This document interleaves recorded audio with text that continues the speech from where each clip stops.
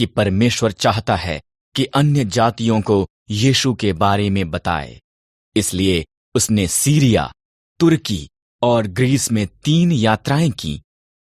बहुत से लोगों ने यीशु में विश्वास किया और बहुत सी कलीसियाएं आरंभ हुईं। कई सालों के बाद पौलुस यरूशलेम को वापस आया। कुछ लोग उसकी शिक्षा के कारण नाराज थे और उस पर हमला किया। उसे अनुचित ढंग से गिरफ्तार किया गया क्योंकि पौलुस एक रोमी नागरिक था। उसने रोम में उसका मुकदमा ले जाने के लिए कहा। पौलुस को रोम के लिए एक नाव पर भेजा गया। यात्रा धीमी थी। आओ हम क्रेते में इंतजार करें जब तक तूफान समाप्त नहीं हो जाता, पौलुस ने सुझाव दिया।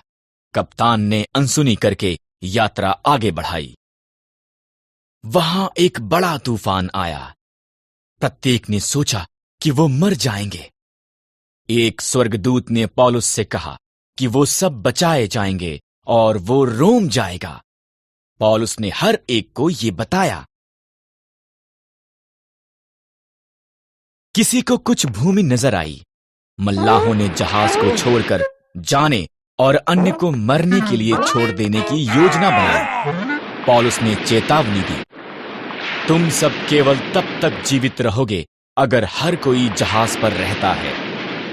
जहाज माल्टा नाम के एक टापू से जा टकराया।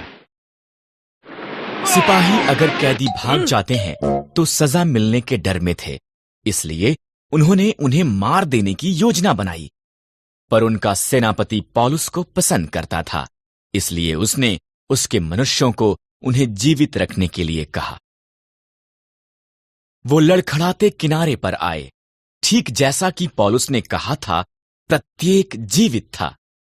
माल्टा के हाकिम ने उन्हें साथ रहने की अनुमति दी। उसका पिता बीमार था। जब पौलुस ने उसके लिए प्रार्थना की, परमेश्वर ने उसे चंगा किया। वो एक और जहाज पर चढ़े और रोम की तरफ निकल पड़े, जहां पर पौलुस को एक घर में हथकड़ी में रखा गया। वहां पर रहते उसने संसार भर में नई कलीसियाओं को सिखाने के लिए पत्र लिखे। उसके पत्र अब बाइबल में शामिल हैं।